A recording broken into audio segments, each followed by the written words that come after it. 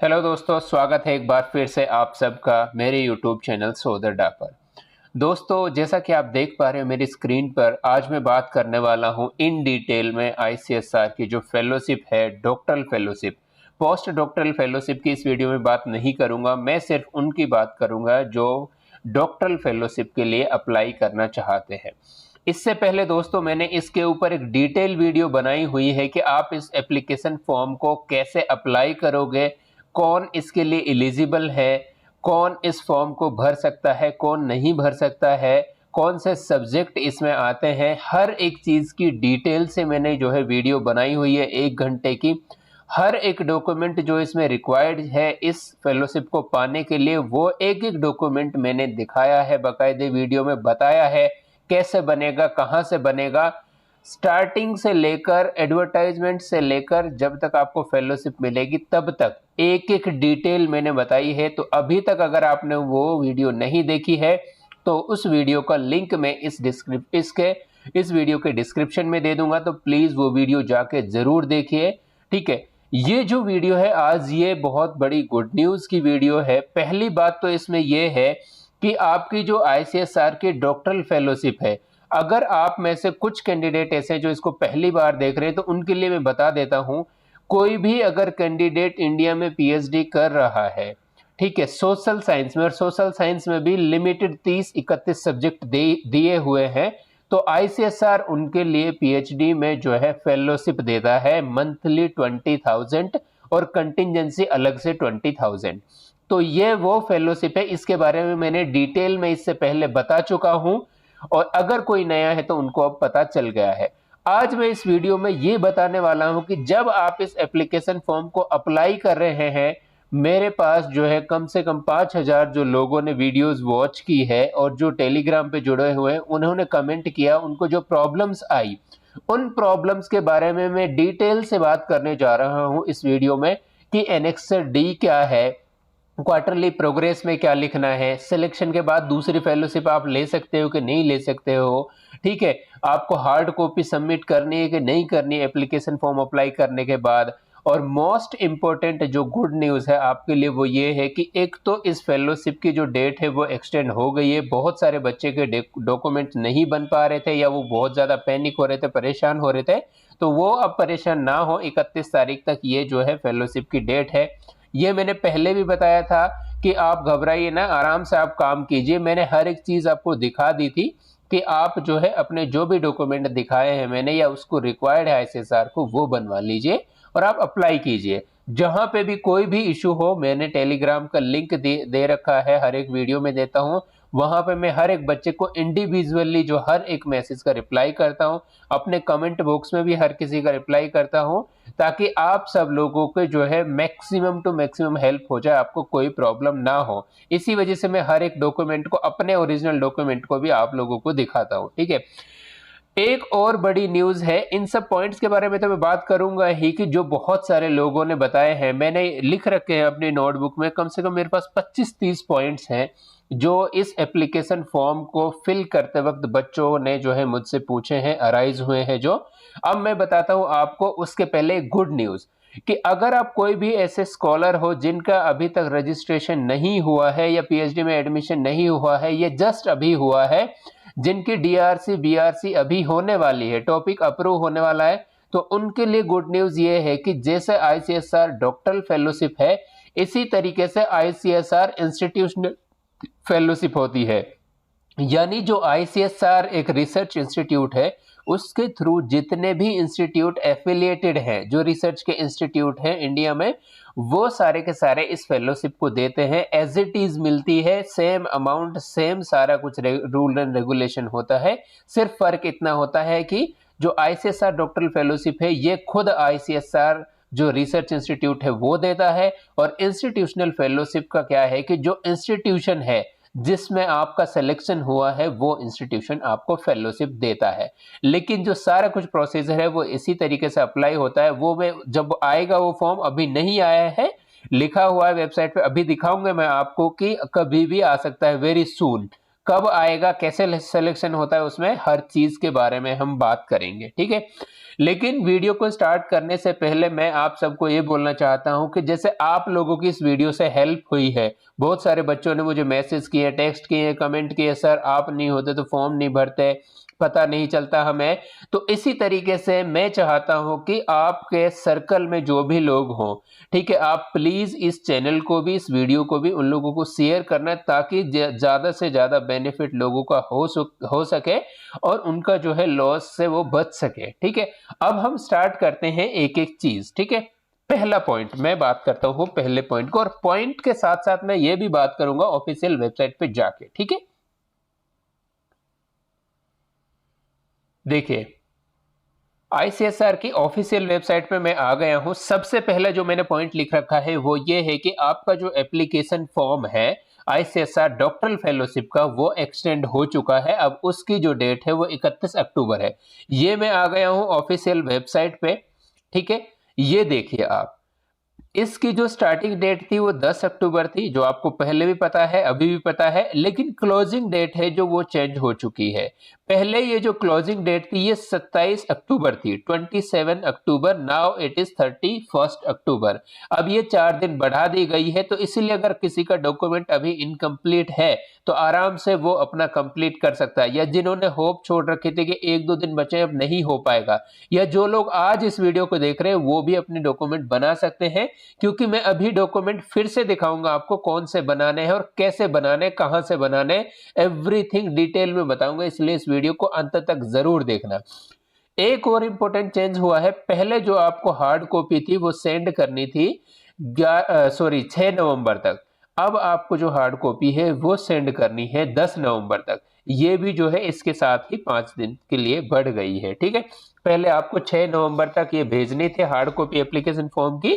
मैं बताऊंगा कि क्या क्या भेजना है, कहां भेजना है, कौन सी वेबसाइट है, हर एक पॉइंट मैंने लिखा हुआ है, आप इसको आराम से देखिए पूरी वीडियो को डिटेल से।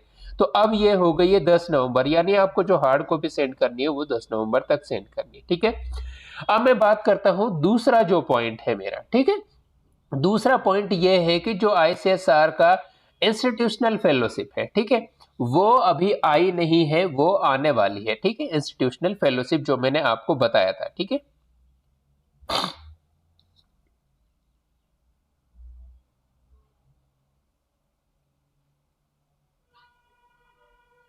देखो ये ऑफिशियल वेबसाइट है, यहां पे भी दे रखा है कि जो आपका आईसीएसआर की सीनियर फेलोशिप है, पोस्ट डॉक्टरल फेलोशिप है, डॉक्टरल फेलोशिप है, सारी की सारी की जो डेट है वो 31 अक्टूबर हो चुकी है। क्योंकि हम बात कर रहे हैं सिर्फ आईसीएसआर के डॉक्टरल फेलोशिप की जो पीएचडी वालों के लिए मिलती है, मैं उनकी बात नहीं कर रहा जिन्होंने पीएचडी कर चुके हैं। ठीक है, मैं इसमें कवर कर रहा हूं सिर्फ पीएचडी वालों के लिए जो ये फेलोशिप मिलती है आईसीएसआर डॉक्टरल फेलोशिप की। ठीक है, तो दूसरा जो मेरा पॉइंट था आईसीएसआर की इंस्टीट्यूशनल फेलोशिप, वो अभी आने वाली है, आई नहीं है। ठीक है, उसके बारे में डिटेल से बताऊंगा जब वो आएगी। अब मैं बात करता हूं तीसरे पॉइंट की। बहुत सारे बच्चे मुझसे ये पूछ रहे थे कि सर हमें डिग्री का जो सर्टिफिकेट है वो देना है, प्लस में हमें जो मार्कशीट की फाइनल ईयर की जो कॉपी है वो भी देनी है। और इन केस अगर सर हमारे पास बहुत सारे बच्चे हैं और होंगे जिन्होंने रिसेंटली भी पास आउट हुए हैं, 1 साल पहले या 2 साल पहले या हाल ही में, तो उनके पास डिग्री नहीं है मास्टर्स की। मैंने पिछली वीडियो में भी बताया था, इस वीडियो में भी बता रहा हूं, अगर आपके पास मास्टर्स की डिग्री नहीं है या ग्रेजुएशन की डिग्री नहीं है, तो आपको जहां ऑप्शन मिलेगा तो वहां पे आपको क्या करना है, जो आपके पास मार्कशीट होगी या डीएमसी होगी जो भी है उसको ही अपलोड कर देना, मार्कशीट की जगह भी और डिग्री की जगह भी। इसमें बिल्कुल भी टेंशन लेने वाली कोई बात नहीं है, क्योंकि मेरे साथ वाले 2 लड़कों का डिग्री ना होने के बावजूद सिलेक्शन हुआ है। उन्होंने सिर्फ हार्ड कॉपी में, जब उनका सिलेक्शन हो गया था, सिर्फ अपनी मार्कशीट दी थी, फाइनल ईयर का जो रिजल्ट था वो दिया था। ठीक है, तो ये पॉइंट आपका क्लियर हो गया। इस पॉइंट को आपको जो है क्वेरी थी। अब आपके पास अगर डिग्री नहीं है तब भी आप एप्लीकेशन फॉर्म जरूर अप्लाई कीजिए और आपका सिलेक्शन होगा, कोई नहीं रोक सकता। ठीक है, अब मैं बात करता हूं अगली बात। एक बच्चे का जो है, मतलब कई सारे बच्चों का ये कमेंट था, सर जो हमें डिटेल्स देनी है इंस्टीट्यूशन की, उसमें किसकी डिटेल दें, कॉलेज की डिटेल दें या यूनिवर्सिटी की डिटेल दें? दो चीज होती है, मैं आपको बहुत क्लियरली बता देता हूं। अगर आप किसी भी यूनिवर्सिटी से पीएचडी कर रहे हो, सेंट्रल यूनिवर्सिटी से या स्टेट यूनिवर्सिटी से, तो आपको जो है अपनी यूनिवर्सिटी की डिटेल फिल करनी है। जैसे कि मैं आपको दिखा भी देता हूं, वेट कीजिए एक सेकंड।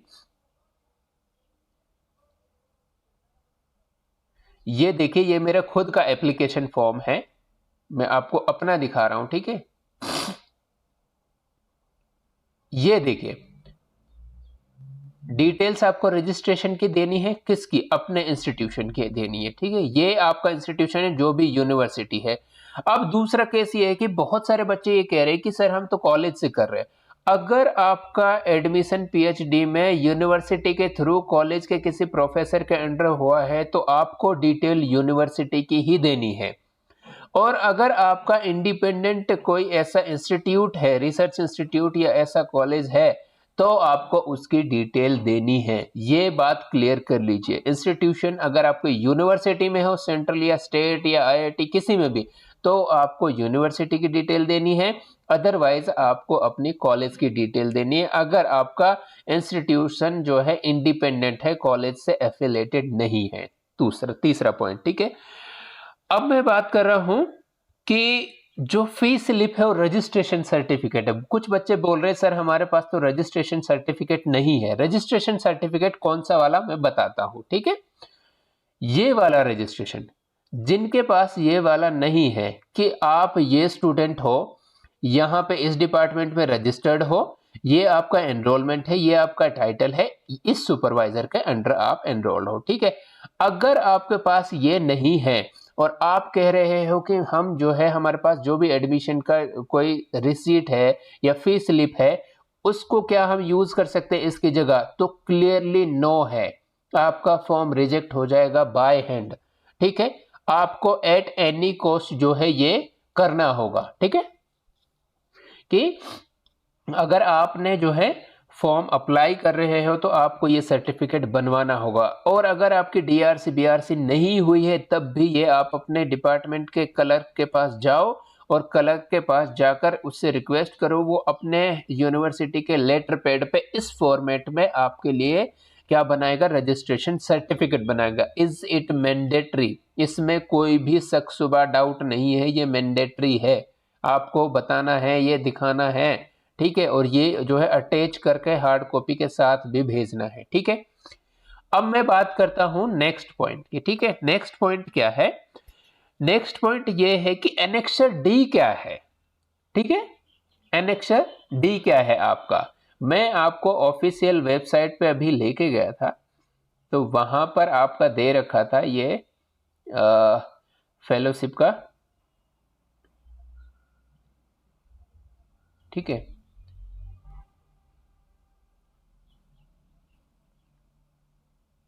एक मिनट वेट कीजिए, सॉरी, क्योंकि मुझे अप्लाई नहीं करना, तो इसलिए मैं ये नहीं बता रहा हूँ, लेकिन यहाँ कहीं अगर लिखा होगा, एक मिनट वेट कीजिए।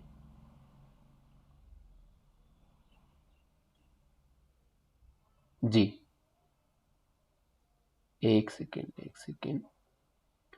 देखो, आपको ये डिटेल्स सारी, ये भी इसके ऊपर भी मैं आऊँगा, बात करूँगा कि ये डिटेल्स का क्या है, कहाँ से देख रहे हो, क्यों देखनी है। यहाँ इसके नीचे जब आप एप्लीकेशन फॉर्म अप्लाई कर रहे हो, तो वहाँ पर एक जगह आ रहा है आपके पास एनेक्सर डी। और मैं क्लियर कर देता हूं कि एनेक्सर डी में ये बात क्लियरली मेंशन है कि आपको अपनी जो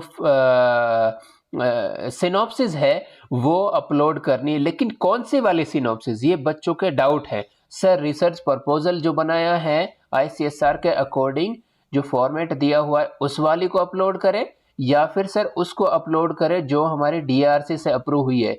बहुत क्लियरली बार बार बता रहा हूं, ध्यान से सुनिए।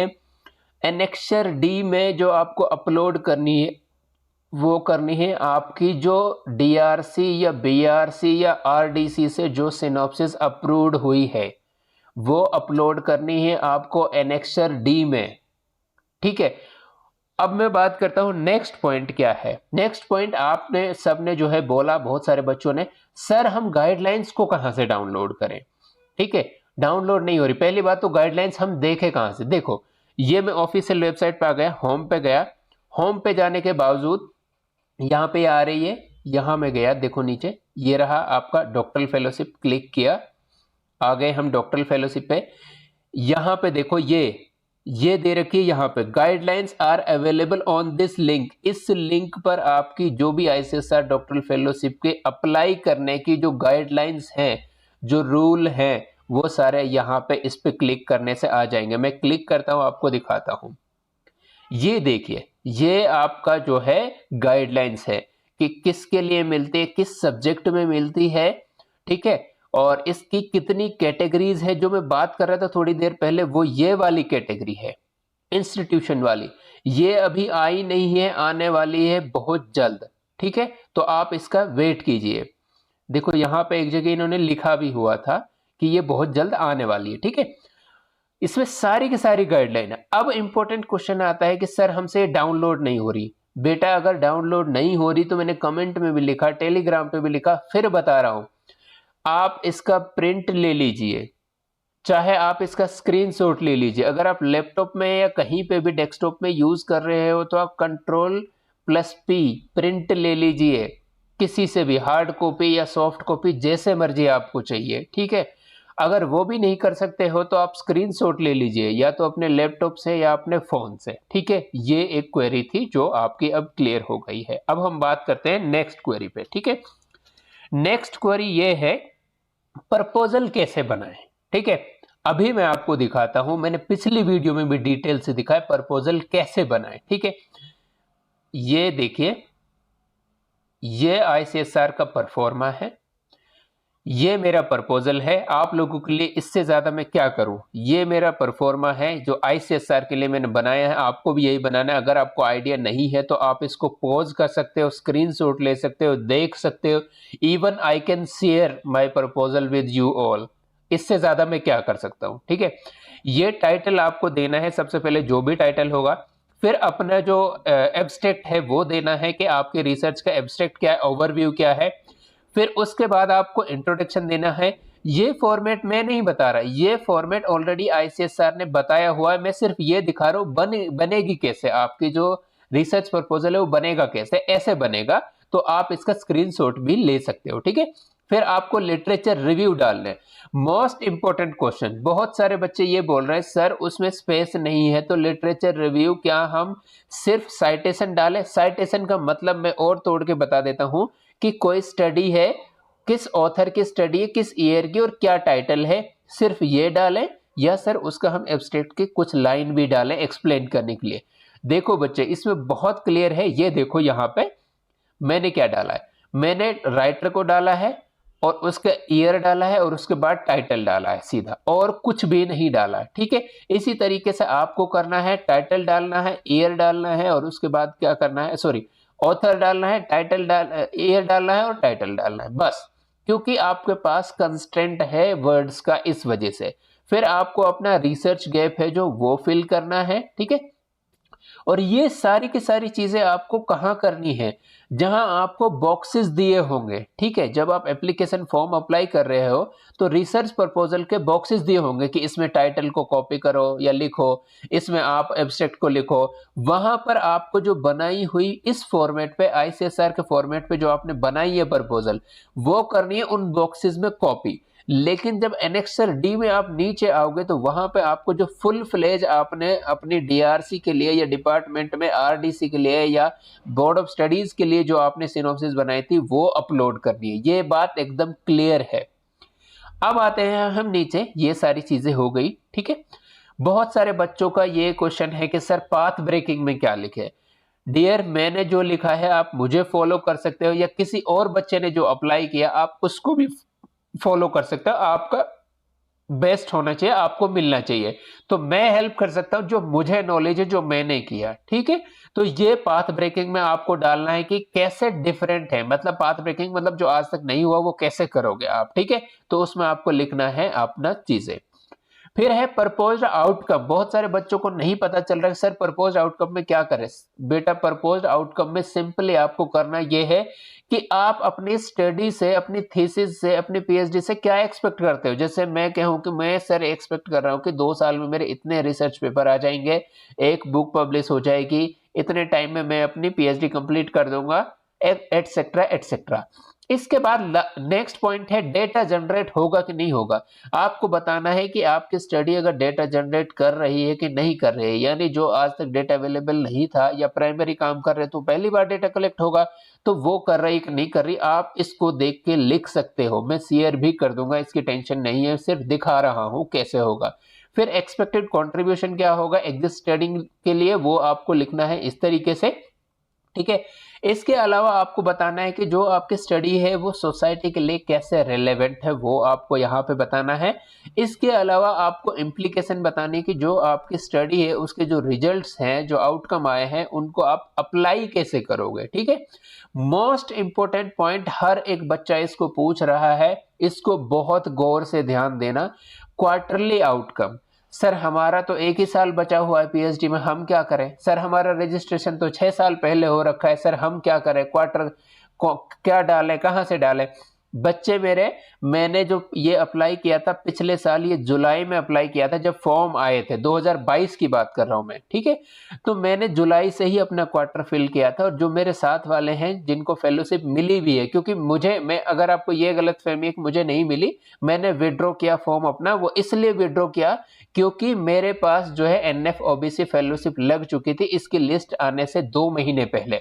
इसीलिए मैंने अपना जो है किसी बेचारे की सीट को खराब करना नहीं चाहा, क्योंकि हो सकता है किसी की एक सीट की वजह से फैमिली चल रही हो, उसकी पढ़ाई चल रही हो, ठीक है। तो मैं बात कर रहा था क्वार्टर के, तो क्वार्टर आपको स्टार्ट करना है अब से, यानी अक्टूबर से स्टार्ट करना है, और आपको वो स्टार्ट करके 8 क्वार्टर का टाइम देना, और ये बताना है पहले क्वार्टर में आप क्या करोगे। फॉर एग्जांपल आपका टॉपिक अप्रूव हो रखा है, आप लिखोगे पहले क्वार्टर में मैं रिसर्च के लिए जितने भी जो मतलब रिसोर्सेज हैं उनको ढूंढूंगा। फिर मैं क्वार्टर 2 में करूंगा कि लिटरेचर रिव्यू क्या है मेरी स्टडी से रिलेटेड। क्वार्टर 3 में क्या करूंगा, मैं डेटा डाउनलोड करूंगा या मैं क्वेश्चनियर बनाऊंगा। इस तरीके से आपको 8 क्वार्टर का लिखना है, इसको फॉलो करके आप लिख सकते हो। क्वार्टर का फिर मैं बोल रहा हूं, अभी अक्टूबर 2023 से पहला क्वार्टर स्टार्ट करना, और फिर देखना है वो कब तक कहां तक जा रहा है। दूसरी चीज ये है, क्योंकि ये जो फेलोशिप है, ये फेलोशिप मिल रही है आपको जो है 2 साल के लिए, इसीलिए आप अपना जो भी टाइम दोगे, एक जगह एप्लीकेशन फॉर्म में भी आएगा, वो मैं पॉइंट लिखना भूल गया था, अभी बता देता हूं। क्वार्टर का इस तरीके से लिखना कि 2 साल से ज्यादा जाए आपका टाइम, ताकि आप फुल टाइम डॉक्टरल फेलोशिप के लिए कंसिडर किए जा सको। दूसरी इंपॉर्टेंट बात नहीं मैं भूल जाऊंगा, दूसरी इंपॉर्टेंट बात यह कि जब आपको पीएचडी सबमिशन की डेट लिखनी है, जहां पे हो सकता है आपकी 6 महीने बाद ही सबमिट हो रही हो सकता है 1 साल बाद ही सबमिट हो रही हो, लेकिन आपको एक्सपेक्टेड टाइम 2.5 साल का लिखना है, क्योंकि इसकी जो लिस्ट आएगी वो एक्सपेक्टेड 3 से 6 महीने लगाती है। हो सकता है अगर ये मार्च में आए तो आपके पास टाइम कितना बचेगा, 2 साल होना चाहिए जब से ये लिस्ट आएगी तब से, ताकि आईसीएसआर के दिमाग में ये जाए कि हाँ इस बच्चे को 2 साल अभी पड़े हैं सिलेक्शन के बाद भी, मतलब जिस दिन लिस्ट आएगी आज से 6 महीने बाद, तब भी इसके 2 साल पड़े हैं, 2 साल बचे हुए हैं, तो इसको इस फेलोशिप की जरूरत है इन 2 साल में। अगर आप 2 साल से कम का टाइम लिखते हो, ये भी एक रीजन हो सकता है आपके फॉर्म को रिजेक्ट होने का, तो इसलिए आप इस पॉइंट को भी गलती मत करना, ठीक है। अब मैं बात करता हूं, क्वार्टर वाली बात हो गई है, एप्लीकेशन जो फॉर्म है उसका लिंक कहां से मिलेगा, बहुत सारे बच्चे बोल रहे हैं। कोई बात नहीं बच्चे, हमें भी नहीं पता था, हम भी गांव से आए हैं, हमें थोड़ा बहुत पता चला एक आध वर्ड, तो इसलिए आप लोगों के साथ शेयर कर देते हैं। मैं आपको बताता हूं कि आपको एप्लीकेशन फॉर्म का लिंक कहां से मिलेगा। देखो आप आईसीएसआर की ऑफिशियल वेबसाइट पे हो, होम पे गए आप, ठीक है, 1 मिनट, हाँ, यहां पे होम पे गए, ये आपकी डॉक्टरल फेलोशिप है, इस पे गए। यहां पे जाने के बाद देखिए, जब आप इसके ऊपर यहां जाएंगे इस वाली लाइन में, यहां पे देखो ये लिंक दे रखी है एप्लीकेशन फॉर्म की। जब आप इस लिंक पे अप्लाई करोगे, बहुत सारे बच्चों को ये प्रॉब्लम आ रही थी, सर ये तो प्रोजेक्ट वाला है, सर ये तो माइनर मेजर प्रोजेक्ट वाला दिखा रहा है, सर ये तो आईसीएसआर की फेलोशिप वाला नहीं है लिंक। तो बच्चे ये वाला जो लिंक है, ठीक है, जो 3rd पैराग्राफ में है, ये वाला लिंक यहां पे आपको क्लिक करना है, ठीक है, जहां पे आपको लिखा हुआ है कि जो आपकी डेट है वो 10 अक्टूबर से 31 अक्टूबर, इसके जस्ट ऊपर वाली लाइन में यहां क्लिक करोगे, देखो ये आपका, इससे मत डरिए, ठीक है, ये आ गया आपका। अगर आप नए कोई बंदे हो तो आप यहां से रजिस्टर करोगे, अगर आपने कर रखा है तो आप यहां से लॉग इन करोगे, ठीक है। अब मैं नेक्स्ट जो पॉइंट है उसकी बात करता हूँ, क्या है। बहुत सारे बच्चे मुझे पूछ रहे हैं कि सर ये बताइए कि इसमें सिलेक्शन का परसेंटेज क्या है, मतलब कितना परसेंट हम एक्सपेक्ट करके चले कि सिलेक्शन होगा कि नहीं होगा। देखो डियर, मैं भी आपकी तरह एक कैंडिडेट हूँ, ठीक है, मतलब जिसको इस बात का सिर्फ एक्सपीरियंस है, लेकिन मैं खुद ने फॉर्म भरा है और मेरे साथ वालों को ऑलमोस्ट को मिला है, 6-7 बंदों को मिला है इस वजह से, और हमारे सीनियर्स को भी मिला है, तो उसका एक्सपीरियंस मैं आपके साथ शेयर कर सकता हूं। ये नहीं डिसाइड कर सकता कि किसका होगा किसका नहीं होगा, मैं आपको एक ओवरव्यू दे सकता हूं, एक साइट दे सकता हूं आपको। मेरा जहां तक अनुमान है, इसमें 90% आपके चांसेस होते हैं और फेयर चांस होते हैं। किसी का कोई, अगर किसी कोई गलत फहमी कि अप्रोच का कोई मैटर है, ये है, बिल्कुल नहीं है। सारा कुछ डिपेंड करता है आपका रिसर्च प्रपोजल पे। रिसर्च प्रपोजल आपने कितने अच्छे से बनाया, सारा सिलेक्शन उस पे होता है। इसीलिए मैं बार बार आपको रिसर्च प्रपोजल दिखा रहा हूं, बता रहा हूं कि ये आपका रिसर्च प्रपोजल है, ऐसे बनाना है, सिर्फ उस पे सिलेक्शन होगा आपका। एक और मैं अच्छी न्यूज बताता हूं कि गर्ल्स के लिए यहां पर जो है 33% प्रेफरेंस मिलता है। इसके अलावा अगर आपके पास कोई भी कैटेगरी है तो उसका भी कहीं ना कहीं थोड़ा एडवांटेज मिलता है, ओपनली नहीं देता है। आईसीएसआर ओपनली नहीं देता, मेरी ऑफिशियल से थोड़ी बहुत बात हुई थी तो उसने मुझे ये बात जानकारी दी। हालांकि वो मेंशन नहीं करता एप्लीकेशन फॉर्म में भी, गाइडलाइंस में भी, गर्ल्स के लिए भी, लेकिन 33 उनको प्रेफरेंस दिया जाता है, ये अनऑफिशियल है, ठीक है।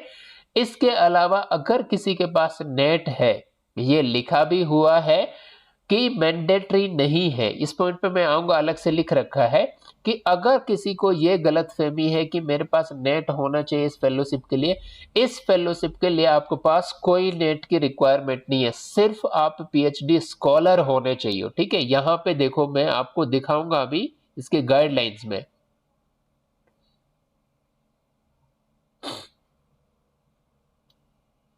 एलिजिबिलिटी ये रहा नेट, देखो, net will carry the weightage in assessment of the research proposal, यानी जब आप फॉर्म भर रहे हो और आपके पास, अगर किसी के पास नेट है, तो उसमें आपको प्रेफरेंस मिल सकता है, वेटेज मिल सकता है थोड़ा सा, यानी 19-20 का फर्क हो सकता है। जहां किसी का 19% सिलेक्शन होना है तो वहां 20% होगा, इतना सा डिफरेंस हो सकता है।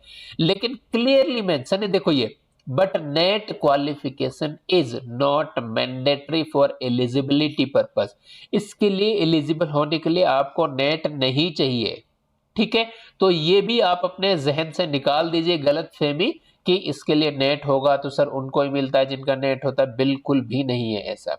दूसरी बात यह कि अगर किसी के पास नेट है, हाँ, उसको प्रेफरेंस मिलेगा, थोड़ा सा, ज्यादा नहीं। अगर कहीं लग रहा है कि आपका प्रपोजल जो है एवरेज है और नेट है, तो थोड़ा सा चांसेस बढ़ जाते हैं। ऐसा नहीं है कि नेट है और आपको प्रपोजल में कोई जान नहीं है, अच्छा नहीं बना रखा और आपको मिल जाएगा, बिल्कुल नहीं, ये भी एक गलत फहमी है जो आप अपने दूर कर लीजिए, ठीक है। इसके बाद मैं बताता हूं कुछ क्वेश्चंस हैं जो बच्चों के हैं या डाउट हैं या होने चाहिए या होंगे। सिलेक्शन लिस्ट, यानी जो इसका अभी एप्लीकेशन फॉर्म अप्लाई हो रहा है 31 अक्टूबर तक, इसका ये बताइए सर कि इसकी लिस्ट कब निकलेगी। देखिए बेटा, इसकी जो लिस्ट है वो क्लियरली मेंशन होती है कि 4 महीने से 6 महीने में आती है, ठीक है।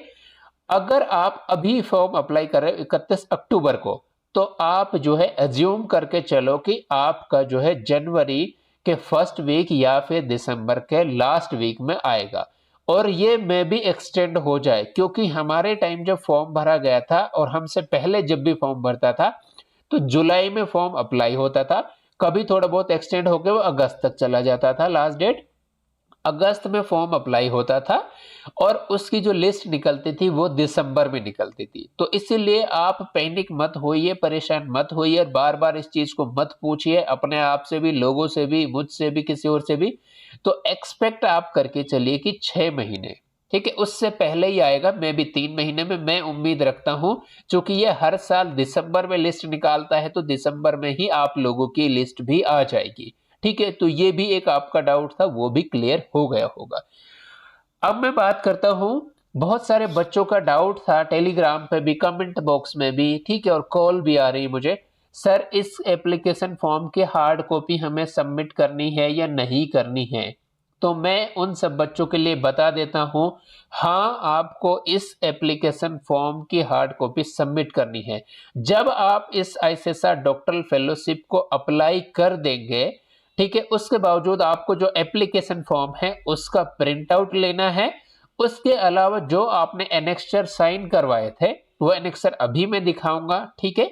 दोनों एनेक्स्चर्स को, उन दोनों एनेक्स्चर्स का ओरिजिनल कॉपी, एक जो सुपरवाइजर का है, एक जो इंस्टीट्यूशन का है, उन दोनों को और एप्लीकेशन फॉर्म को, इसके अलावा रजिस्ट्रेशन के सर्टिफिकेट, इसके अलावा आपको जो है डेट ऑफ बर्थ के लिए 10th की सर्टिफिकेट, इसके अलावा जो भी रिक्वायर्ड डॉक्यूमेंट्स है उन सब को एक जगह जो है कॉपी, मतलब ये करके पिन अप करके हार्ड कॉपी को सेंड करना है आईसीएसआर के जो है गिवन एड्रेस पे, जो एड्रेस दिया हुआ है उस पे। 10 नवंबर से पहले पहुंचनी चाहिए आपकी हार्ड कॉपी। अगर 10 नवंबर से पहले नहीं पहुंची तो आपका फॉर्म रिजेक्ट हो जाएगा। ये बहुत क्लियर गाइडलाइंस है, बहुत क्लियर रूल है आईसीएसआर के, ठीक है। अब इंपॉर्टेंट बात मुझे यहां से याद आ गई, सर हमें मुझे ये बताइए कि हार्ड कॉपी जो है एप्लीकेशन फॉर्म की कौन से एड्रेस पे सेंड करें। और कुछ बच्चे तो मुझसे ये पूछ रहे थे, सर ये बताओ कि जो आईसीएसआर की एप्लीकेशन की फॉर्म की जो हार्ड कॉपी हम सेंड कर रहे हैं बाय पोस्ट, तो उसको हम जेएनयू के लिए भी सेंड करें या फिर आईसीएसआर के लिए सेंड करें, और करें तो कौन से एड्रेस पे। सर प्लीज स्क्रीनशॉट भेज दीजिए, सर ये जो एड्रेस बता दीजिए, मैं उन सब के लिए क्लियर कर देता हूं कि जो इसकी एप्लीकेशन फॉर्म है उसको कहां भेजना है। आपको जो एप्लीकेंट्स है कंसिडर किया जाएगा इंस्टीट्यूशनल जो फेलोशिप है उसके लिए थ्रू द वेबसाइट जो ऑनलाइन ये हो रहा है, ठीक है। अब मैं बताता हूं इसका, ये है देखो, applicants are requested to take a print out of the online application form and send it along with the annexure 2। यहां पे आपको सेंड करना है, ये वाला एड्रेस है, बार बार मैं बता रहा हूं, the deputy director research doctoral research fellowship division RFD, ठीक है, इसका शॉर्ट फॉर्म है Indian counselling of social research, JNU institution area, Arun Asif Ali Marg, New Delhi, and pin code ये। तो आपको इस एड्रेस पे अपना एप्लीकेशन फॉर्म और जो भी उसके साथ रिक्वायर्ड डॉक्यूमेंट है वो सारे के सारे सबमिट करने हैं, ठीक है। ये आपका एक और बड़ा डाउट था जो मैंने अब क्लियर कर दिया है। अब मैं देखता हूं इसके लिए रिसर्च प्रपोजल कहां अपलोड करना है। मैंने आपको अभी थोड़ी देर पहले बताया था कि रिसर्च प्रपोजल जो आईसीएसआर के फॉर्मेट पे बनेगा, ठीक है, कौन से फॉर्मेट पे, एक सेकंड में बताता हूं। अगर नहीं पता है जिन बच्चों को, उनको मैं बता देता हूं। देखो बच्चे, आईसीएसआर ने खुद वहां से एक फॉर्मेट दे रखा है कि इस फॉर्मेट में हमें आपका प्रपोजल चाहिए, सिनॉप्सिस चाहिए, ये फॉर्मेट। जो आपने ये वाला फॉर्मेट तैयार किया है, जो मैं बार बार वीडियो में दिखा रहा हूं, ये वाला आपको अपलोड कहां करना है। जब आप एप्लीकेशन फॉर्म भर रहे हो वहां पे आपको बॉक्सेस मिल रहे हैं, ठीक है, वहां पे अप्लाई करना है। जैसे मैं दिखाता हूं अपना, ये देखो, ये मेरा एप्लीकेशन फॉर्म है, ठीक है। ये देखो, यहां आपको जैसे टाइटल देना है एप्लीकेशन फॉर्म में। अब ये रिसर्च प्रपोजल के बॉक्सेस है, यहां आपको टाइटल, सॉरी, यहां से ये आपको टाइटल देना है। यहां पे आपको एब्स्ट्रैक्ट कॉपी करना है, जो मैंने कर रखा है ये। यहां पे इंट्रोडक्शन करना है, यहां पे जो ऊपर से जो लिटरेचर रिव्यू वो करना है, एंड सो ऑन। ये सारी की सारी चीजें आपको करनी है। यानी जो आपने रिसर्च प्रपोजल आईसीएसआर के जो फॉर्मेट है उस पे बनाया, वो यहाँ कॉपी करना है, कॉपी पेस्ट। और जो आपकी आईसीएसआर जो है एनेक्सर डी जो दे रखा है, उसमें आपको अपनी फुल सिनॉप्सिस जो डीआरसी से अप्रूव हुई या आरडीसी से या बोर्ड ऑफ स्टडीज से या डिपार्टमेंट से, वो अपलोड करनी है एनेक्सर डी की जगह, ठीक है। ये क्लियर है। अब मैं बताता हूं कि एप्लीकेशन नंबर पे क्या लिखे, सर कौन सा नंबर लिखे, ये बच्चों का डाउट था, ठीक है। देखिए बच्चे, आईसीएसआर का ये वाला एप्लीकेशन फॉर्म आपको, मतलब जब आपने रजिस्ट्रेशन किया होगा या करोगे पहली बार, तो ये आपको एक सर्टिफिकेट ये मिला होगा आईडी आपकी मेल पे या टेक्स्ट पे, ठीक है, फोन के नंबर पे कहीं पे आया होगा। तो ये वाला जो नंबर है या फिर जो आईसीएसआर का आपका आईडी पासवर्ड आया था, जो रजिस्टर्ड आईडी आई थी, वो आईडी आपको क्या है लिखनी है अपने डॉक्यूमेंट्स पे। ठीक है, जो बार बार आप पूछ रहे हो जब आप हार्ड कॉपी सेंड करोगे तो आपको ये वाला एप्लीकेशन फॉर्म लिखना है, एप्लीकेशन नंबर जो है। ठीक है, ये भी एक आपका डाउट था। ठीक है, इसके बाद में एक बच्चे ने जो है लिखा था, एक नहीं कई सारे बच्चे ने लिखा था कि सर हमारा जो है डीओ भी गलत हो गया है, सर हमारा ये गलत हो गया तो क्या करें। उस केस में 99% आपको डरने की जरूरत नहीं, घबराने की जरूरत नहीं है, क्योंकि आप अपने हार्ड कॉपी हर एक डॉक्यूमेंट की सेंड कर रहे हो। ठीक है, आईसीएसआर को।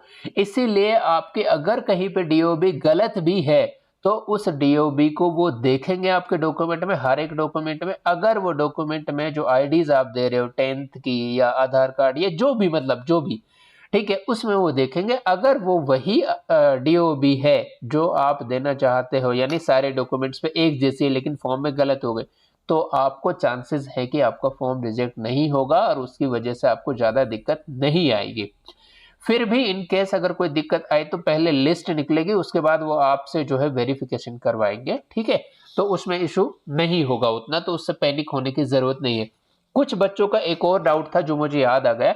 डाउट ये था कि सर हमने कई सारे जो है एप्लीकेशन आईडीज बना ली, यानी रजिस्टर्ड आईडी कई सारी बना ली, अब क्या करें।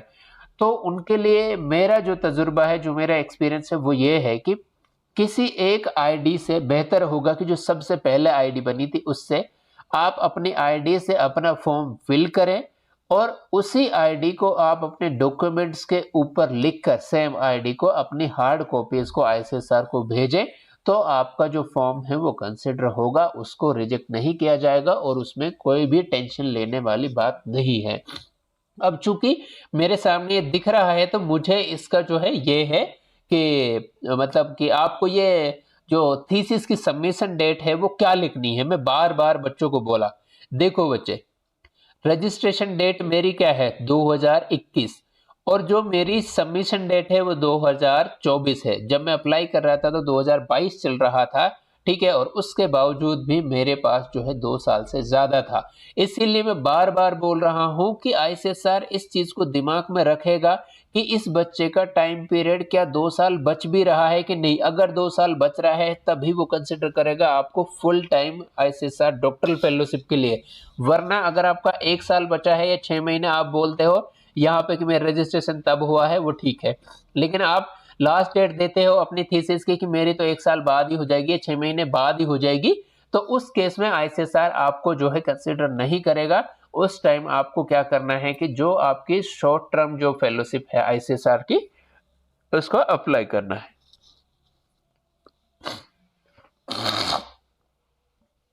तो उस टाइम में आपको क्या करना है, मतलब ऐसे केस में आपको क्या करना है, ऐसे केस में आपको करना है कि जो आईसीएसआर की शॉर्ट टर्म फेलोशिप है उसको अप्लाई करना है। ठीक है, या किसी बच्चे का बच रहा है कि 6 महीने है या साल है तो वो शॉर्ट टर्म को अप्लाई कर सकता है। शॉर्ट टर्म आपको मिलते हैं 1 साल या उससे कम। ठीक है, अब मेरा नेक्स्ट पॉइंट ये है, हाँ, कि अगर ये फेलोशिप हम में से किसी को मिल जाती है, जो भी बच्चे अप्लाई कर रहे हैं, मैं उम्मीद करता हूं कि ऑलमोस्ट को मिल जाएगी। ठीक है, अगर हमें ये फेलोशिप मिल जाती है सर, तो और इसके बाद अगर हमारी कोई और फेलोशिप लगती है, क्योंकि इसकी फेलोशिप में 20,000 रुपए मिलते हैं आपको, और अगर आपकी कोई नेशनल लेवल की फेलोशिप मिलती है जैसे एनएफ ओबीसी या एनएफ एससी, ठीक है, या जेआरएफ या कोई और फेलोशिप, तो क्या सर हम वो फेलोशिप को ज्वाइन कर सकते हैं? बिल्कुल कर सकते हैं। इस फेलोशिप को आपको मेल लिखना है, एक एप्लीकेशन लिखनी है और उनको जो है भेजना है। आपको इसको डिसकंटिन्यू करना है और इसको डिसकंटिन्यू करके आप वो वाली फेलोशिप को ज्वाइन कर सकते हो। तो इस बात के लिए भी बिल्कुल ना डरिए, ना घबराइए कि एक बार इसमें सिलेक्शन हो गया था और आपको अमाउंट विड्रॉ करने का मैंने आज तक कोई केस नहीं सुना है। तो इसीलिए अभी तक मैं इसको सिर्फ मिथ मानता हूं और गलत ठहराता हूं कि आपको कोई भी अमाउंट जो है विड्रॉ नहीं करना, वापस नहीं करना। आपको एक स्टेटमेंट देनी है, सर मेरा फेलोशिप यहाँ लग गया है, एप्लीकेशन में देनी है और मेल देना है, वो यूनिवर्सिटी के थ्रू फॉरवर्ड होएगा और आपकी डिसकंटिन्यू हो जाएगी और आपकी जो दूसरे फेलोशिप जो भी आप अप्लाई करना चाहते हो या जो मिली है आपको, वो आप ले सकते हो। ठीक है,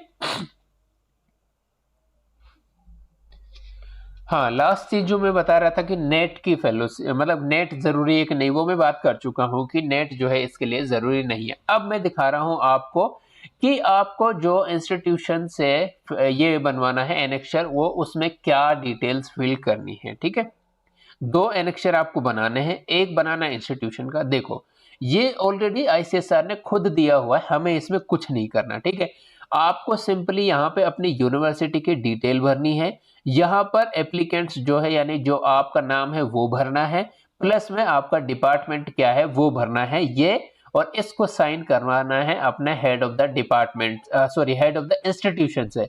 और हेड ऑफ द इंस्टीट्यूशन, बार बार बच्चे इस क्वेश्चन को कर रहे थे, सर अगर आप कोई भी ऐसे बच्चे हो कि जो यूनिवर्सिटी में पढ़ रहे हो, चाहे वो स्टेट यूनिवर्सिटी हो चाहे सेंट्रल यूनिवर्सिटी हो, तब आपको उस केस में या तो जो डायरेक्टर है रिसर्च एंड डेवलपमेंट ब्रांच का उसके साइन करवाने हैं, या फिर आपका जो रजिस्ट्रार है यूनिवर्सिटी का उसके साइन करवाने हैं। ठीक है, इन दोनों में से किसी एक के साइन आपको चाहिए, जरूरत है इस वाले फॉर्म पे। अगर आप कोई ऐसे कैंडिडेट हो जो पीएचडी अपनी कॉलेज के थ्रू कर रहे हो, ठीक है, तो उस केस में आपको प्रिंसिपल के साइन करवाने हैं। ठीक है, ये बहुत सिंपल चीज है। ठीक है, इसमें ये ही है, इतना ही है। अब मैं बताता हूं जो सुपरवाइजर वाला एनेक्चर है उसमें क्या फिल करना है, क्या करना है। ये आपका सुपरवाइजर का जो एनेक्चर है, इसमें आपको उसका नाम बताना है, क्या नाम है, डॉक्टर फलाना फलाना जो भी है। इसमें आपको बताना है कि उसके डेजिग्नेशन क्या है, असिस्टेंट प्रोफेसर है या एसोसिएट प्रोफेसर है या प्रोफेसर है या क्या है वो। ठीक है, वो आपको यहाँ पे उसके डेजिग्नेशन को लिखना है। ठीक है, इसके बाद आपको अपनी यूनिवर्सिटी की डिटेल देनी है कि आपकी यूनिवर्सिटी कौन सी यूनिवर्सिटी में हो। इसके बाद आपको बताना है कि जो आपका सुपरवाइजर है उसके अंडर अभी कितने जो है कैंडिडेट सुपरविजन में हैं।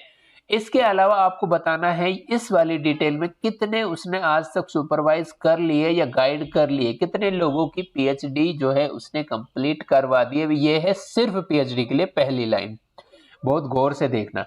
दूसरी वाली जो लाइन है यहाँ पे है पीडीएफ के लिए, कि पीएचडी के अलावा कि पीडीएफ अगर पोस्ट डॉक्टरेट उसने करवाई है तो कितनों को करवाई है, तो वो आपको बताना है। तीसरा है कि करंटली अभी वो कितने स्कॉलर्स को पीएचडी करवा रहा है, कितने लोग हैं जो उसके अंडर पीएचडी कर रहे हैं जिनको वो सुपरवाइज कर रहा है, तो वो आपको यहाँ पे फिल करना है। इसके अलावा लास्ट में आपको बताना है कि कितने पीडीएफ कर चुके हैं ये, और इसमें आपको अपनी डिटेल देनी है जो आपकी डिटेल है। इसके बाद आपको साइन करवाना है। ठीक है, अब मैंने आपको एप्लीकेशन फॉर्म भी दिखा दिया, रजिस्ट्रेशन सर्टिफिकेट भी दिखा दिया, आईसीएसआर की सिनॉप्सिस कैसे बतानी वो भी, एनेक्चर भी दोनों दिखा दिए हैं, हर चीज मैंने बता दी है। अगर स्टिल अभी भी आपको कोई भी डाउट है कैसा भी, तो आप मुझे बेझिझक किसी भी वक्त 24 घंटे कमेंट कर सकते हैं, मुझे कॉल कर सकते हैं, मुझे टेक्स्ट कर सकते हैं, टेलीग्राम का मैं लिंक दे दूंगा। लेकिन एक चीज याद रखिए कि आप जो है 31 तारीख से पहले पहले इन काम को कर लीजिए। ठीक है, I am with you all. ठीक है, मैं 100% सपोर्ट करूंगा आप लोगों के लिए, लेकिन आप लोगों से मुझे सिर्फ इतनी सपोर्ट चाहिए, जैसे आप लोगों को बेनिफिट हो रहा है तो प्लीज इसको जो भी आपके सर्कल में है उन लोगों तक इस वीडियो को और चैनल को जरूर जो है शेयर करना, और जो टेलीग्राम का ग्रुप है उसमें भी जो है मैक्सिमम लोगों को जोड़ना और शेयर करना। Thank you so much for watching this video. Thank you.